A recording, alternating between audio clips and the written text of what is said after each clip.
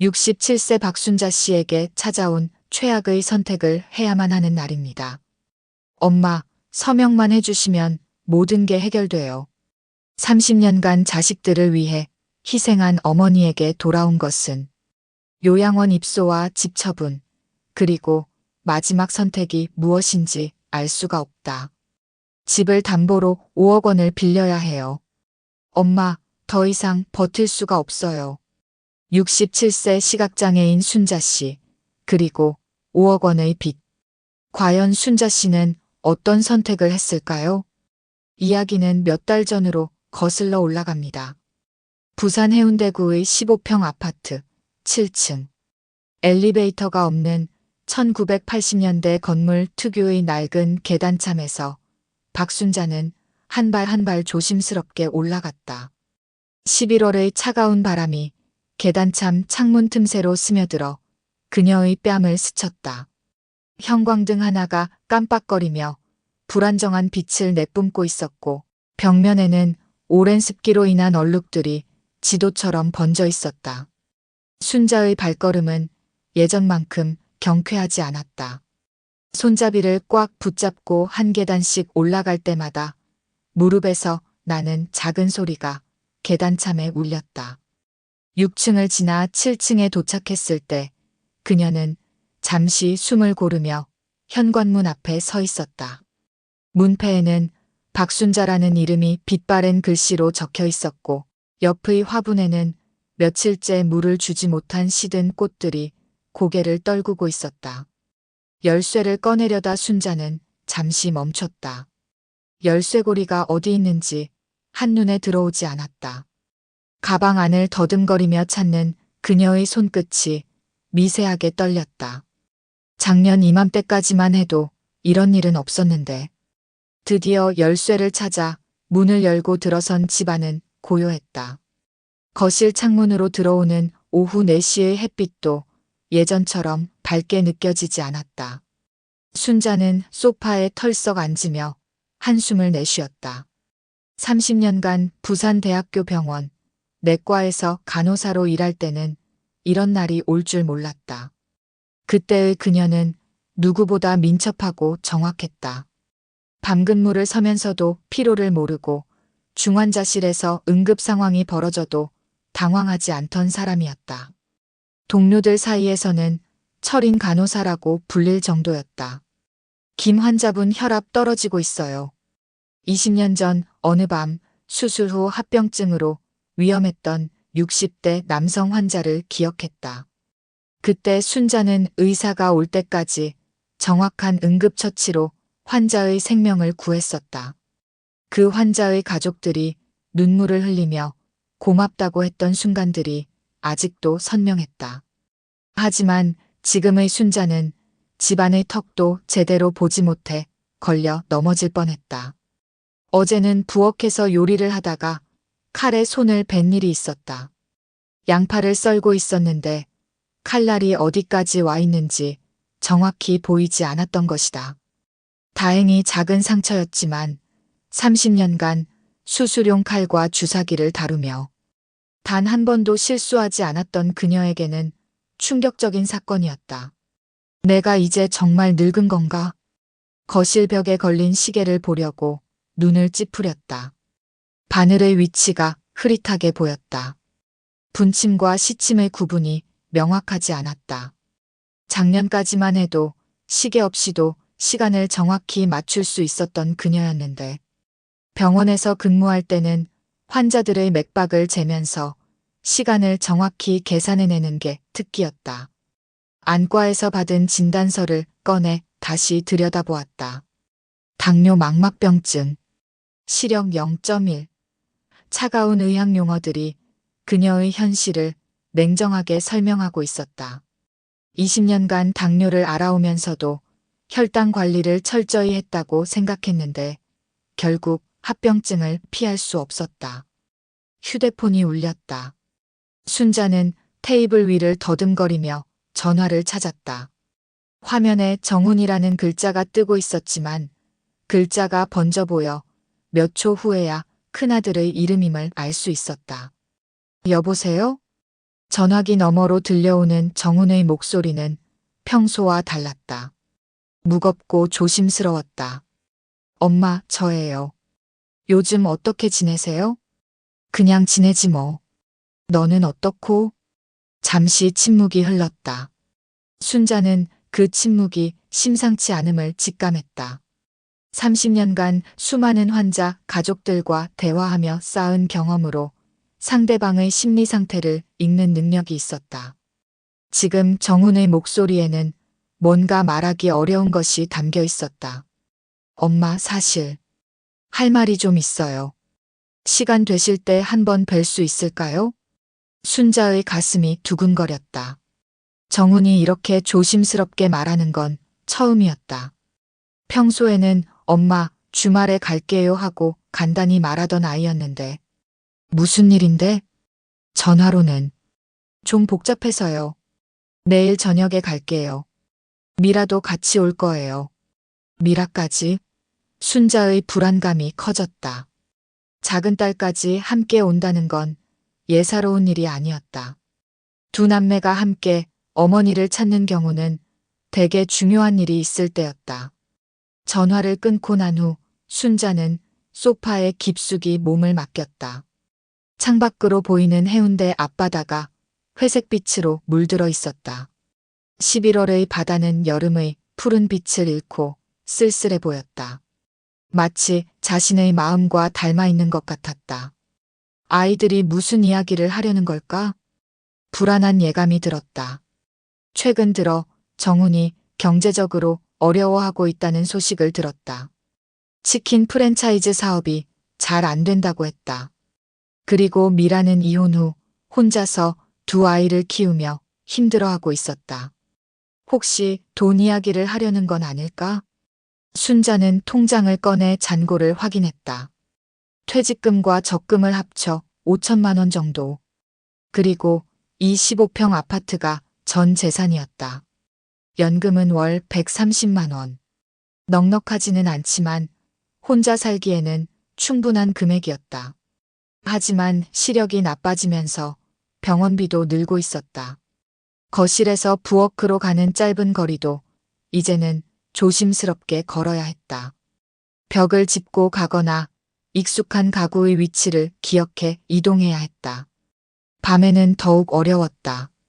화장실을 가려면 휴대폰 손전등을 켜야 할 정도였다. 침실로 들어가 침대에 누우면서 순자는 천장을 바라보았다. 천장의 작은 얼룩들도 이제는 흐릿하게 보였다.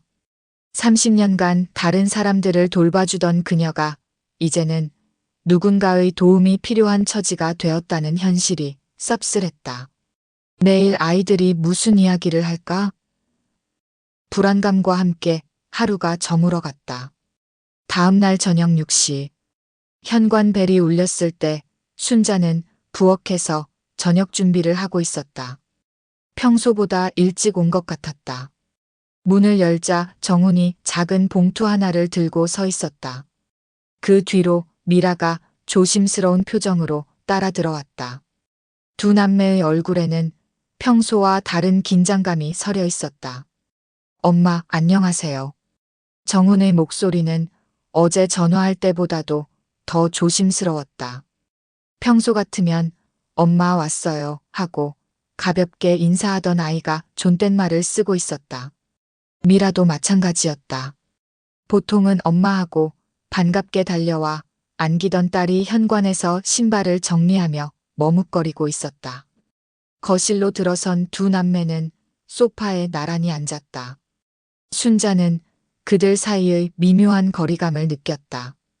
평소에는 각자 편한 자리에 앉던 아이들이 오늘은 마치 회의를 하러 온 사람들처럼 정돈된 자세로 앉아 있었다.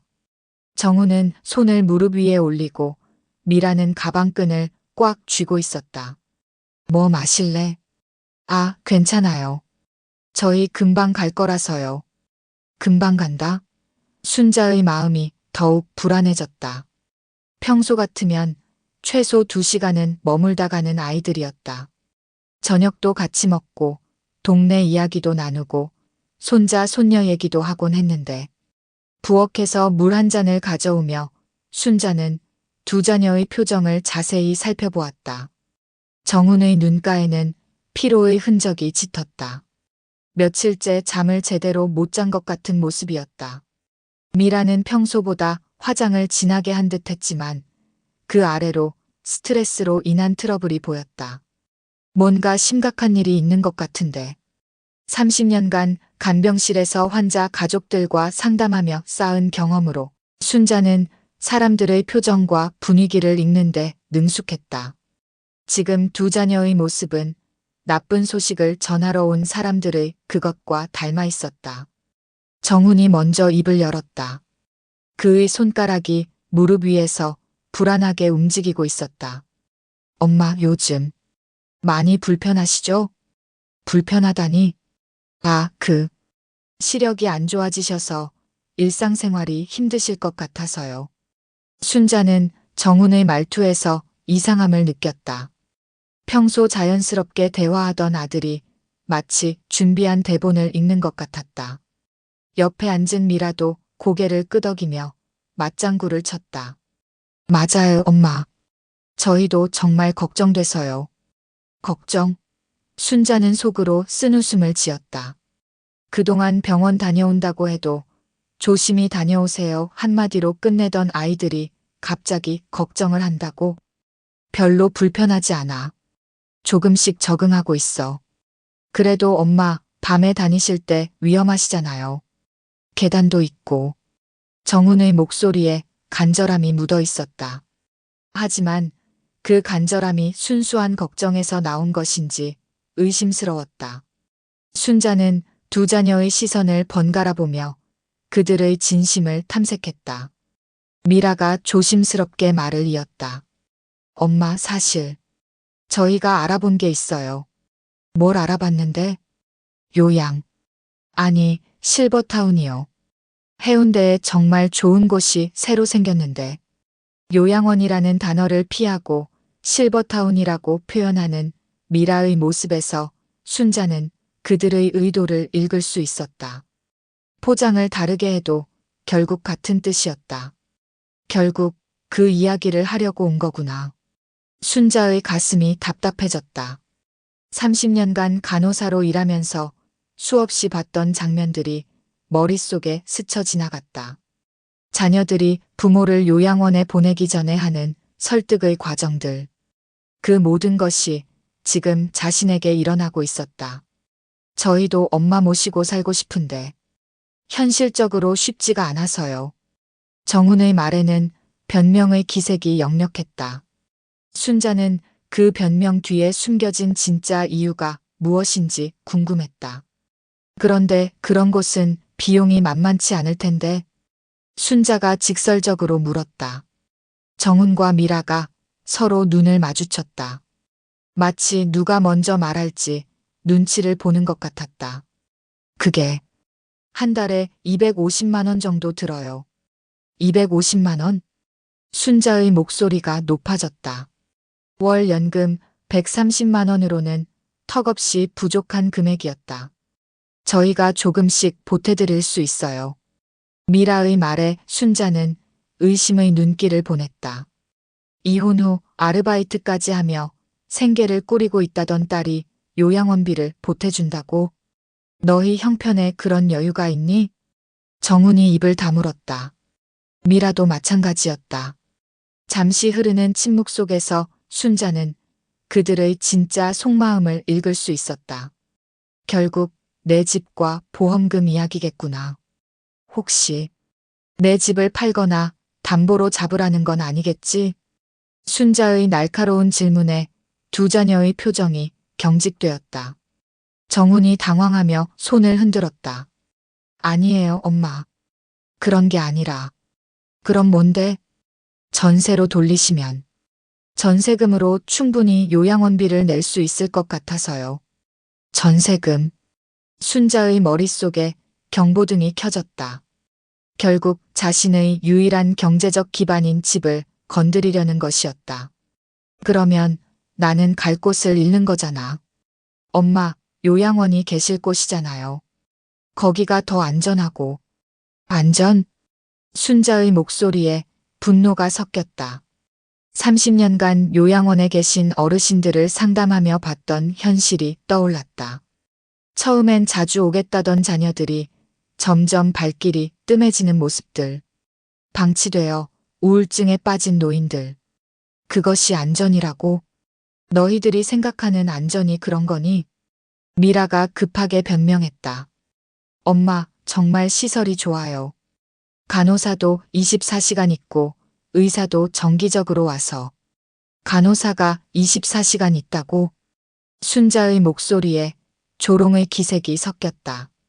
미라야, 엄마가 30년간 간호사로 일했다는 거 잊었니? 요양원에 24시간 상주하는 간호사가 몇 명인지, 그들이 몇 명의 환자를 돌봐야 하는지 내가 모를 것 같니? 미라의 얼굴이 빨갛게 달아올랐다. 준비해온 설득 논리가 무너지고 있었다. 정훈이 다른 각도로 접근했다. 엄마, 솔직히 말씀드리면 저희도 경제적으로 어려워서요. 드디어 진짜 이유가 나왔다.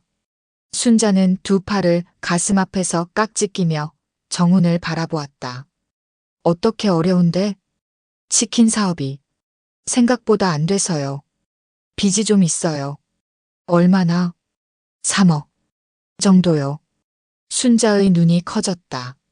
3억이라니. 정훈이 급하게 덧붙였다. 그래서 집을 담보로 조금만 대출을 받거나 아니면 전세로 돌려서 그 전세금으로 내 집을 내 빚 담보로 잡겠다는 거구나. 그런 게 아니라 어차피 엄마는 요양원에서 생활하시니까. 어차피? 순자의 목소리가 차갑게 식었다. 내가 언제 요양원 가겠다고 했니? 정훈과 미라가 동시에 입을 다물었다. 그들이 세워둔 계획이 순자의 의사와는 전혀 상관없이 만들어진 것임이 드러났다. 결국 내 집과 돈이 목적이었구나. 순자는 30년간 이런 상황을 수없이 상담해왔다. 경제적 어려움에 처한 자녀들이 부모의 재산을 노리며 요양원 입소를 종용하는 경우들. 설마 자신의 자녀들이 그런 짓을 할 줄은 몰랐다. 엄마, 오해하지 마세요. 정말 엄마 걱정해서. 걱정은 무슨. 너희 빚 걱정이지. 미라가 눈물을 글썽이며 말했다. 엄마, 정말 아니에요. 진짜 걱정돼서 그래요. 하지만 순자는 더 이상 그들의 말을 믿을 수 없었다. 눈물도 걱정도 모든 것이 계산된 연기처럼 보였다. 이제 그만 가라. 엄마, 내 말 안 들려? 가라고 했어. 정훈과 미라는 어쩔 줄 몰라 하며 서로를 바라봤다. 결국 미라가 먼저 일어났다. 엄마, 다시 생각해 보세요. 저희가 며칠 후에 다시 올 필요 없어. 내일은 내가 알아서 할 테니까. 현관문이 닫힌 후 순자는 소파에 주저앉았다. 가슴이 답답하고 머리가 어지러웠다. 30년간 키운 자녀들이 결국 자신을 어떻게 생각하고 있는지 적나라하게 드러난 순간이었다. 내가 이런 꼴을 당할 줄이야. 자녀들이 떠난 후 일주일이 지났다. 12월의 첫째 주 부산 해운대는 겨울바람으로 을씨년스러웠다. 순자의 아파트 창밖으로 보이는 하늘은 연일 회색빛이었고 바다는 거친 파도로 출렁거렸다. 마치 그녀의 마음속 혼란과 닮아 있는 것 같았다. 그 일주일 동안 정훈과 미라로부터 수차례 전화가 왔다. 처음에는 엄마 기분 풀리셨어요? 라는 식의 눈치 보는 전화였다. 그러다 점점 톤이 바뀌었다. 엄마, 현실적으로 생각해 보세요. 시각장애가 있으신데 혼자 계시는 게 정말 위험해요. 급기야 며느리 수진까지 나서서 어머니, 저희가 정말 좋은 곳 알아봤어요라며 압박했다. 순자는 그 전화들을 받을 때마다 가슴이 답답했다. 자녀들의 목소리에서 진심 어린 걱정을 찾을 수 없었다. 모든 말들이 결국 한 가지 목적, 즉 그녀를 요양원에 보내고 집과 재산을 활용하려는 의도로 귀결되었다. 그런데 오늘은 다른 일이 생겼다. 오전 10시경 순자가 부엌에서 간단한 아침을 준비하고 있을 때였다. 가스레인지에 물을 끓이고 있었는데 갑자기 어지러움을 느꼈다. 혈당이 급격히 떨어진 것 같았다. 벽을 짚고 겨우 거실로 나왔지만 소파에 앉기도 전에 눈앞이 캄캄해졌다. 이런. 순자는 바닥에 주저앉았다. 몇 분 후 정신을 차렸을 때 부엌에서 물 끓는 소리가 계속 들렸다. 급하게 일어나려 했지만 다리에 힘이 들어가지 않았다. 기어서 부엌으로 가서 가스를 껐다. 다행히 물만 좀 넘쳤을 뿐 큰 사고는 나지 않았다. 하지만 이 작은 사고가 순자에게는 큰 충격으로 다가왔다. 만약 정말로 쓰러져서 일어나지 못했다면, 가스가 계속 켜져 있었다면 생각만 해도 아찔했다. 그날 오후 순자는 침대에 누워 천장을 바라보며 깊은 고민에 빠졌다. 자녀들의 말이 완전히 틀린 것만은 아니었다. 시각장애가 있는 상태에서 혼자 사는 것은 분명 위험했다. 오늘 같은 일이 또 일어날 수도 있었다.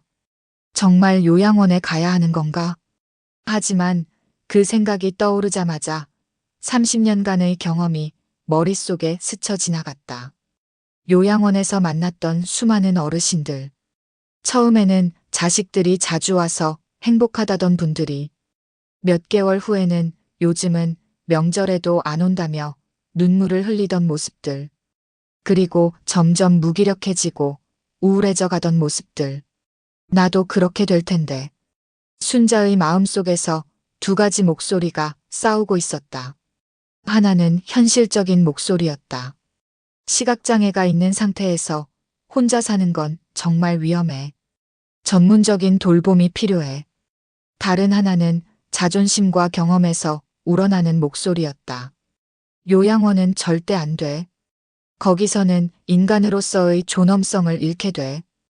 오후 2시쯤 현관벨이 울렸다. 순자는 조심스럽게 일어나 문을 열었다. 정훈이 서 있었다. 혼자였다. 엄마, 안녕하세요. 정훈의 표은 일주일 전보다 더 지쳐 보였다. 눈가의 다크서클이 진했고 입술은 바싹 말라 있었다. 들어와. 거실에 앉은 정훈은 한참 동안 말을 꺼내지 못했다. 손으로 무릎을 치며 뭔가 결심하는 듯한 모습이었다. 엄마, 솔직히 말씀드릴게요. 순자의 가슴이 두근거렸다. 정훈의 목소리에는 절박함이 섞여 있었다. 제가 정말 망했어요. 정훈의 목소리가 떨렸다. 순자는 아들의 표정을 자세히 살펴보았다. 평소 자신감 넘치던 큰아들의 모습은 어디에도 없었다. 치킨 사업만 망한 게 아니에요. 다른 투자도, 코인도, 모든 게 다 날아갔어요. 얼마나? 5억이요. 순자의 심장이 뚝 하고 떨어지는 느낌이었다. 일주일 전에는 3억이라고 했는데 2억이 더 늘었다는 뜻이었다. 그래서 엄마 집을 담보로 대출을 받거나 아니면 팔자는 거구나. 정훈이 고개를 숙였다. 순자는 온몸이 굳어버린 것 같았다. 자식이 자신의 집을 팔아서 빚을 갚겠다고 하다니. 미라는 알고 있니? 미라도 사정이 비슷해요. 이혼하면서 위자료도 못 받았고 아르바이트로는 생활이 안 돼서. 그래서 내 보험금도 노리는 거고. 정훈이 더 이상 변명하지 않았다. 모든 것이 드러났다.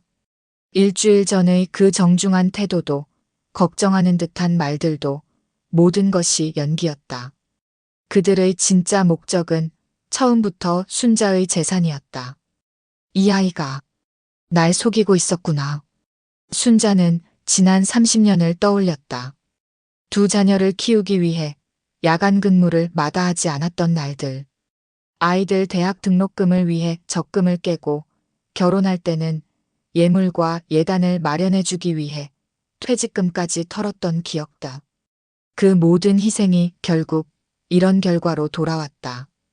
엄마, 정말 죄송해요. 하지만 그만해. 순자의 목소리는 차가웠다. 너희들 계획은 처음부터 정해져 있었구나. 나를 요양원에 보내고 집과 보험금을 나눠 갖는 거.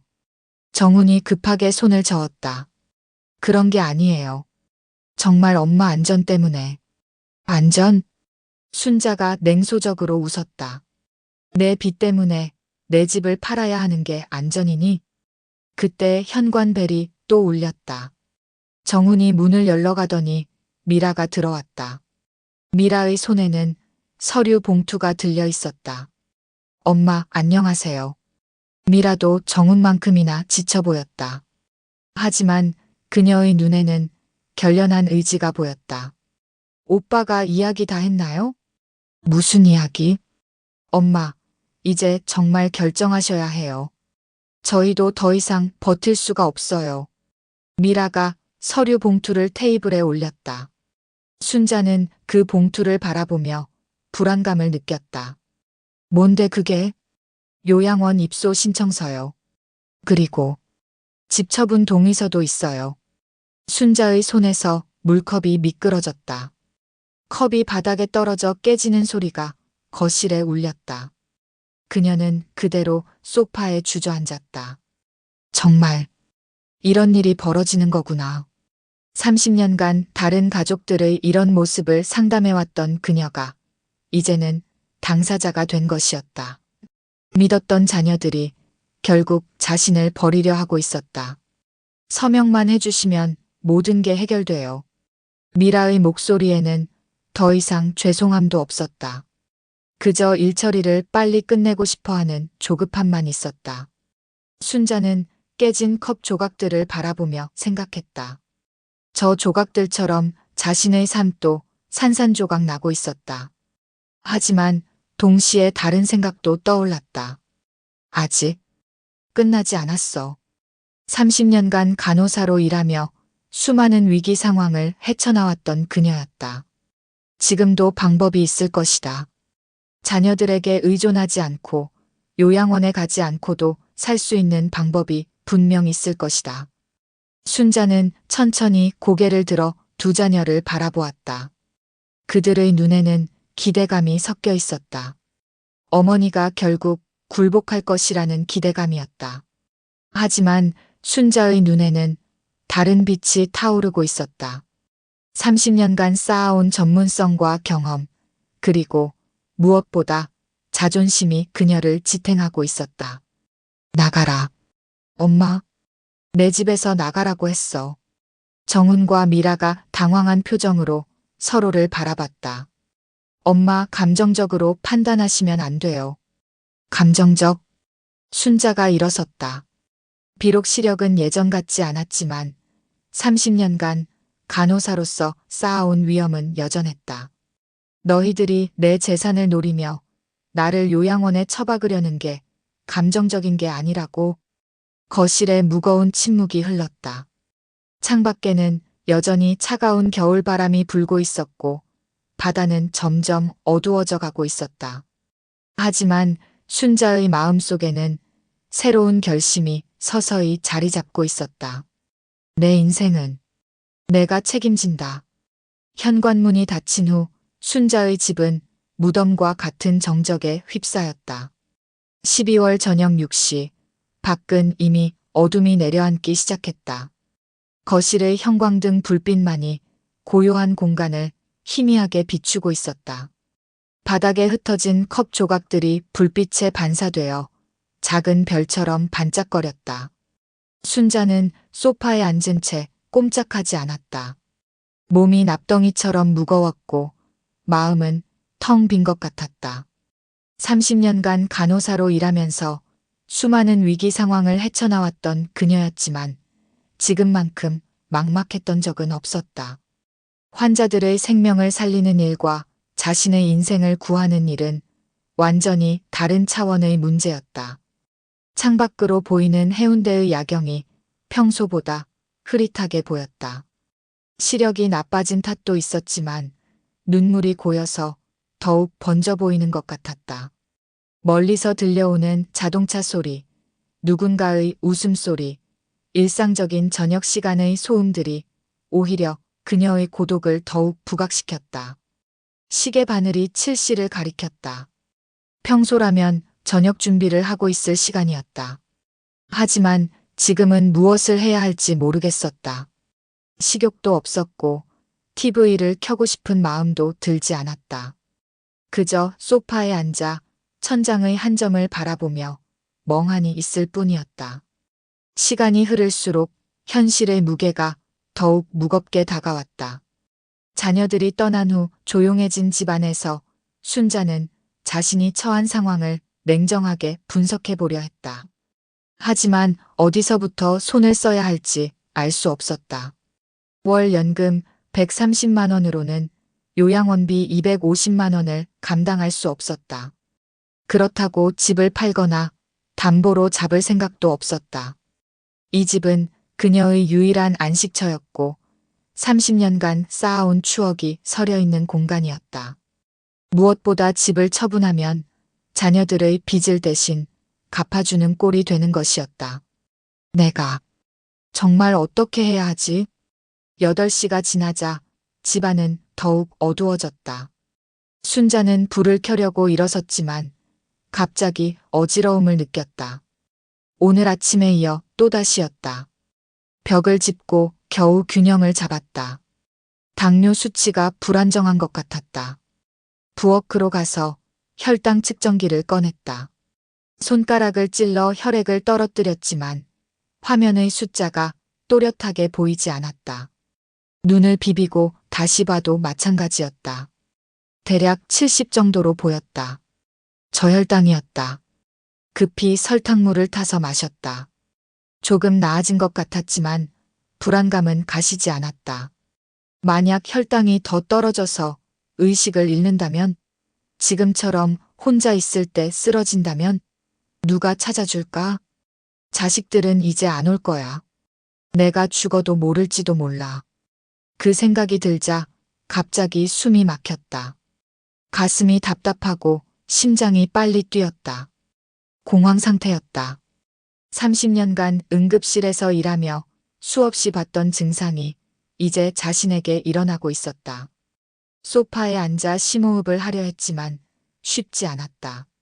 온몸이 떨렸고 식은땀이 흘렀다. 이러면 안 돼. 진정해야 해. 하지만 마음처럼 쉽지 않았다.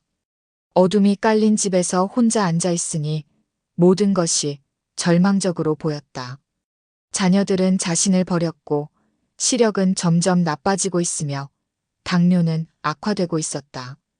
미래에 대한 어떤 희망도 보이지 않았다. 9시가 지나자 순자는 처음으로 눈물을 흘렸다.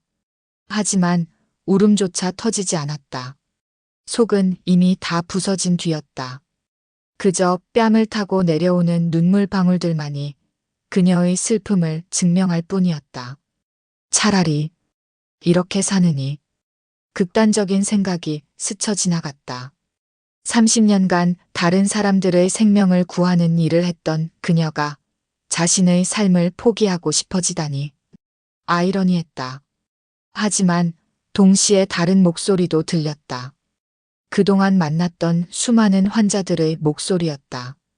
끝까지 포기하지 않고 투병했던 사람들, 절망적인 상황에서도 희망을 잃지 않았던 사람들. 그들의 모습이 떠오르자 순자는 고개를 저었다. 안 돼. 이렇게 포기하면 안 돼. 그때 휴대폰이 울렸다. 순자는 벌떡 일어났다. 혹시 정훈이나 미라일까? 마음을 바꿔서 다시 사과하러 오는 것일까? 기대와 불안이 교차했다.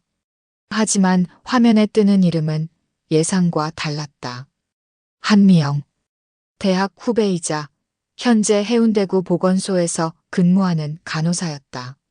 순자는 잠시 망설이다가 전화를 받았다. 선배님, 안녕하세요. 미영의 목소리는 밝고 따뜻했다. 오랜만에 듣는 친근한 목소리에 순자의 마음이 조금 누그러졌다.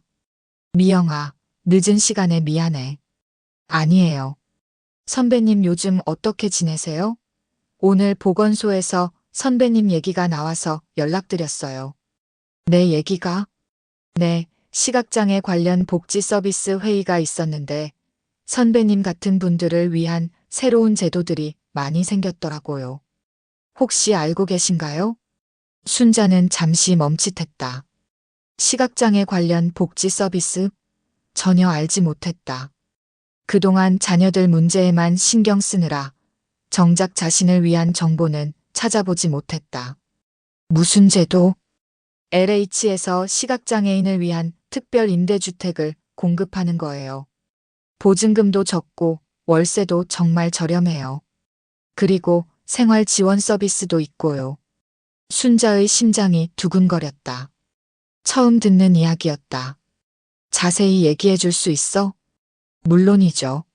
사실 선배님께 꼭 알려드리고 싶었어요. 선배님 같은 분에게 딱 맞는 제도거든요. 미영의 설명은 자세했다. LH에서 운영하는 고령자 복지주택 중에서도 시각장애인을 위한 특별 설계 주택이 있다는 것이었다. 보증금은 500만 원, 월 임대료는 12만 원에 불과했다. 그리고 음성 안내 시설, 점자 표시, 안전 손잡이 등 시각장애인을 위한 편의 시설이 완벽하게 갖춰져 있다고 했다. 그리고 선배님은 간호사로 30년 일하셨으니까 사회기여자 가산점도 받을 수 있어요. 입주 확률이 높을 거예요. 순자는 전화를 들고 있는 손이 떨렸다. 이런 제도가 있다는 것을 왜 몰랐을까? 정말 그런 곳이 있어?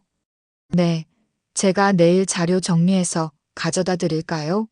아니면 선배님이 보건소로 오시든지요. 내가 갈게. 내일 몇 시에 시간 돼? 언제든 괜찮아요. 오전 10시쯤 오시면 차근차근 설명해 드릴게요.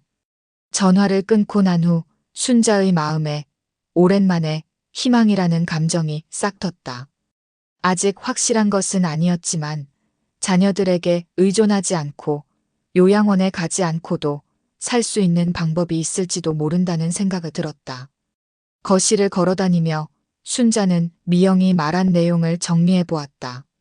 월 임대료 12만 원이면 연금 130만 원으로도 충분히 감당할 수 있었다. 남은 돈으로 생활비와 의료비도 해결할 수 있을 것 같았다. 무엇보다 중요한 건 독립이었다. 자녀들의 눈치를 보지 않고 자신만의 공간에서 자유롭게 살 수 있다는 것. 30년간 꿈꿔왔던 진짜 노후의 모습이었다. 순자는 침실로 가서 책상 서랍을 열었다. 그동안 모아둔 서류들을 꺼냈다. 간호사 경력 증명서, 시각장애 진단서, 소득 증명서. 미영이 말한 서류들이 대부분 있었다. 할 수 있어. 나도 할 수 있어. 처음으로 확신이 서는 목소리였다. 어두웠던 마음에 작은 불빛이 켜지기 시작했다. 창밖을 바라보니 해운대의 야경이 조금 더 밝게 보이는 것 같았다. 아직 시력이 완전히 회복된 건 아니었지만 마음이 밝아지니 세상도 다르게 보였다. 순자는 거실로 나가서 바닥에 흩어진 컵 조각들을 주워 담았다. 조심스럽게 하나하나 주워가며 생각했다. 깨진 컵처럼 자신의 삶도 산산조각 났다고 생각했지만 사실은 그렇지 않았다. 아직 새로운 시작을 할 수 있는 기회가 있었다. 내일부터 다시 시작이야. 오랜만에 마음이 편안해졌다. 30년간 간호사로서 수많은 사람들을 도왔던 것처럼 이제는 자신을 도울 차례였다. 3월의 따뜻한 봄볕이 새로운 집 거실 창문을 통해 쏟아져 들어왔다. 순자는 작은 식탁에 앉아 아침 커피를 마시며 창밖 풍경을 바라보았다. LH 시각장애인 임대주택에 입주한 지 벌써 4개월이 지났다. 15평 규모의 이 작은 공간은 이제 완전히 그녀만의 보금자리가 되었다. 벽면에는 점자로 표기된 각종 안내판들이 붙어 있었고 화장실과 부엌에는 안전 손잡이가 설치되어 있었다.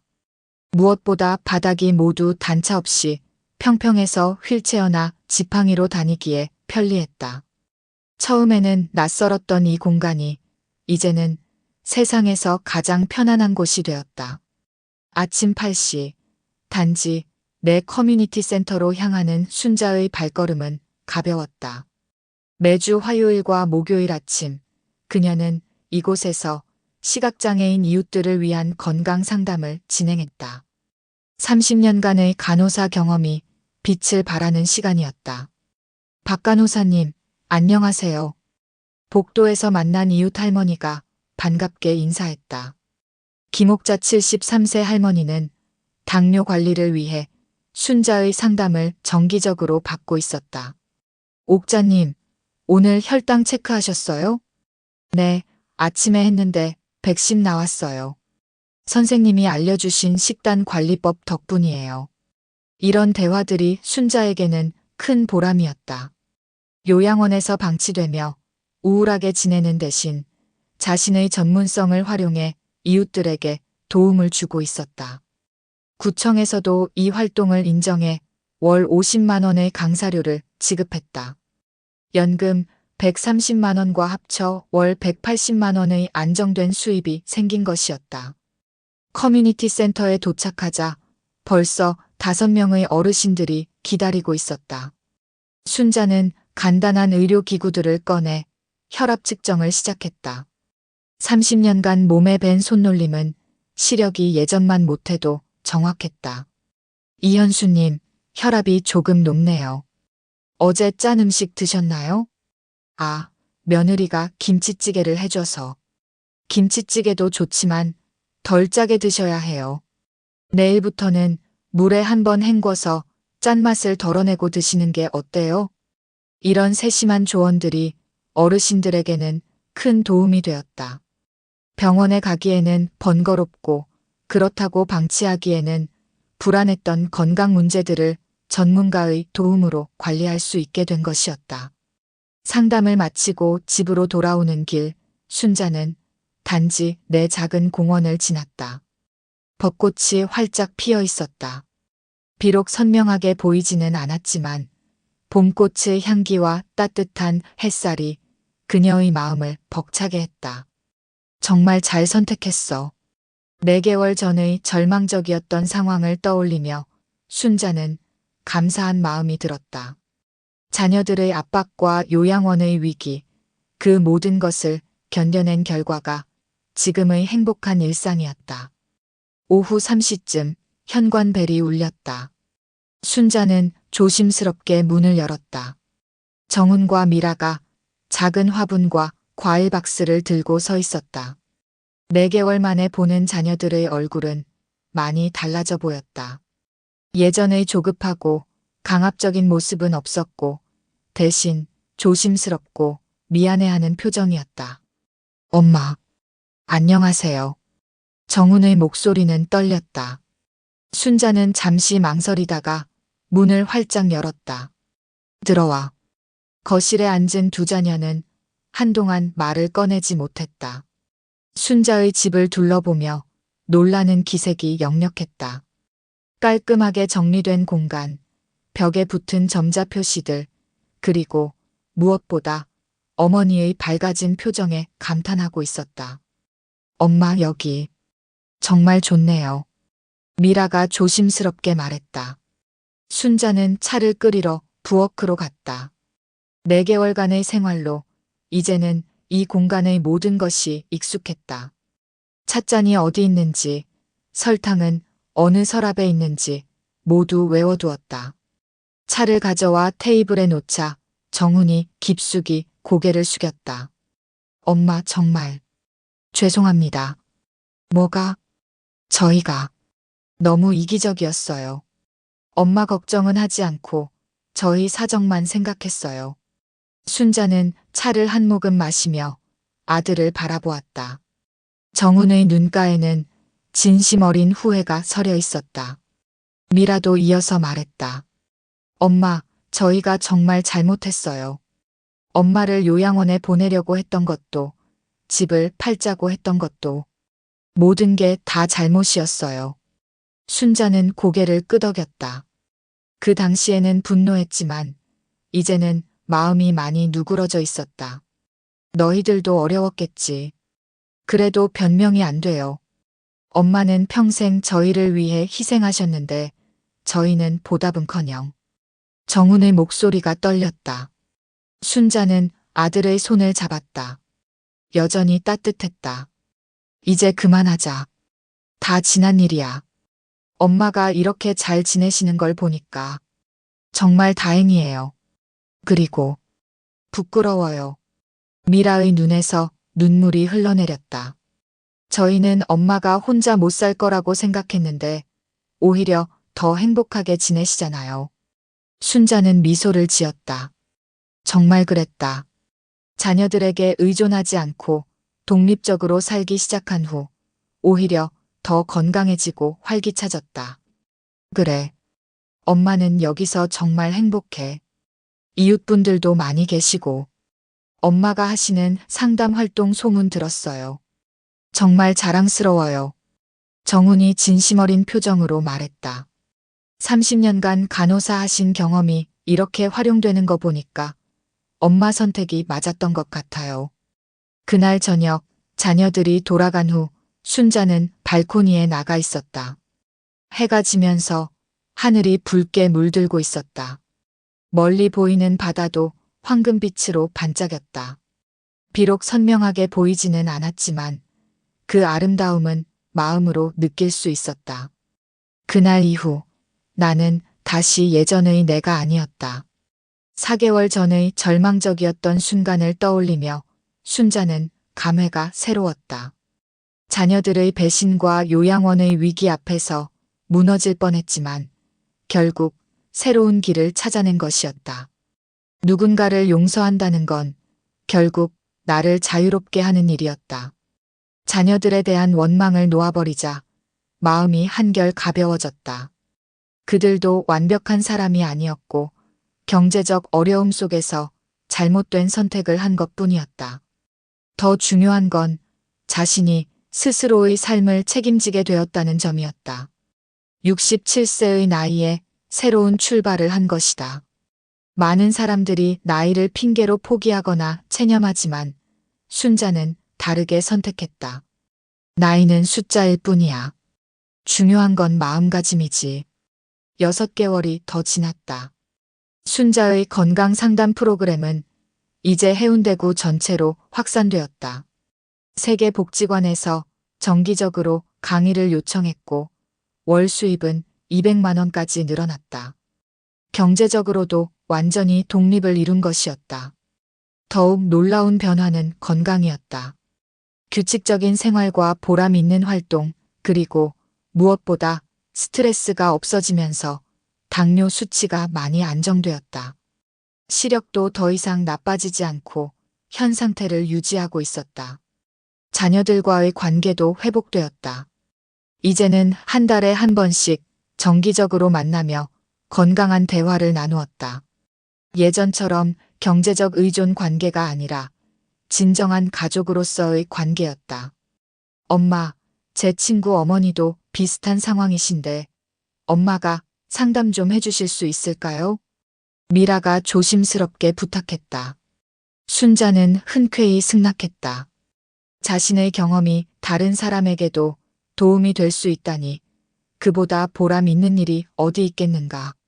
집으로 돌아오는 길, 순자는 단지 입구의 팻말을 바라보았다. LH 해운대 고령자 복지주택. 처음에는 낯설었던 이 이름이 이제는 희망이라는 단어와 동의어가 되었다. 인생의 늦은 시작이란 없구나. 67세에 시작한 새로운 삶이 이렇게 풍요로울 줄은 몰랐다. 자녀들에게 의존하며 눈치 보고 요양원에서 쓸쓸히 지내는 대신 자신만의 공간에서 당당하게 살아가고 있었다. 저녁 무렵 이웃 할머니들과 함께 단지 내 작은 정원을 산책했다. 가을 코스모스가 바람에 흔들리고 있었다. 순자는 그 꽃들처럼 자신도 나이에 상관없이 아름답게 피어날 수 있다고 믿었다. 노후란 끝이 아니라 새로운 시작이구나. 그날 밤 순자는 일기장을 꺼내 한 줄을 적었다. 오늘도 감사한 하루였다. 내일은 또 어떤 새로운 일이 기다리고 있을까? 67세에 찾은 진정한 자유. 그것은 누군가에게 의존하지 않고 스스로 서는 것, 자신만의 가치를 발견하는 것, 그리고 나이에 굴복하지 않고 계속 성장해 나가는 것이었다. 창밖에는 별들이 반짝이고 있었다. 비록 또렷하게 보이지는 않았지만 순자는 마음으로 그 별들의 아름다움을 느낄 수 있었다. 그리고 확신했다. 앞으로도 더 많은 아름다운 날들이 기다리고 있을 거라고.